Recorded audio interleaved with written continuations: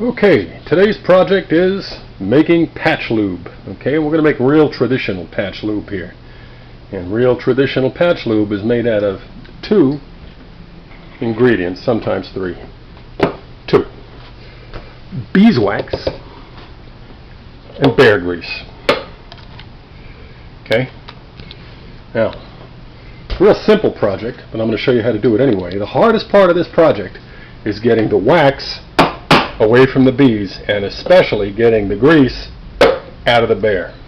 Because needless to say, you're going to have to go out and shoot a bear to get the bear grease. Unless you happen to know somebody like me. And I'm not going to be hunting any more bears, I don't think, because I got tired of eating bear meat. And when I shoot it, I eat it. And if I'm not going to eat it, I stop shooting them. Some guys like to put in a little eucalyptus or wintergreen oil or something like that too. But I kind of like the way bear fat and beeswax smells just as it is. Alright, the object is very simple. You get yourself a cheap little pan, and don't use one of your wife's, otherwise you know what happens. And you put the bear fat in there, melt it down on very, very low heat.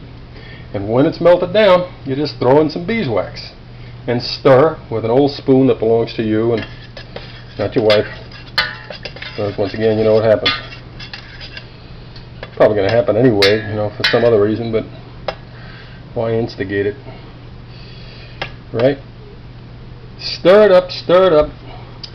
And you're going to have to find, the idea is to get, the perfect consistency is hard but not too hard. Certainly not runny. Okay, if you just put bear fat into a tin, you take it out to the range or wherever on a hot day, and it just turns into liquid, and you don't want, you know, this liquid grease running all over the place.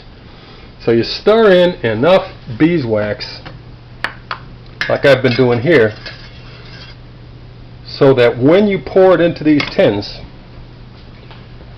and just let it cool, preferably at room temperature. At room temperature, it should be tacky enough so that you can rub your patches in there and get grease all over both sides, but not runny. Not too hard so that you can't get the grease off, not runny so that you got a liquid in there. You want it hard. Now, if you make a mistake, don't worry about it, because all you got to do, you know, if it's too runny or it's too hard, melt it down again, put a little more fat, put a little more beeswax, whatever. Careful with the wintergreen oil. I mean, it's you'll see, you have to render the bear fat. You know, if you've killed your bear, you've skinned him, you save the fat, and then you put in pieces of fat in a tin like this one, outdoors, okay, because otherwise, you know what happens with the wife, you know. And do it outdoors and render it down, just like when you're cooking bacon, all that grease comes out. Well, the same happens with bear fat, okay. So you do that outside, and then you just take, you know, with a pair of tongs, take the cracklings out, you know, the meat that's no longer got any more fat, and keep the fat.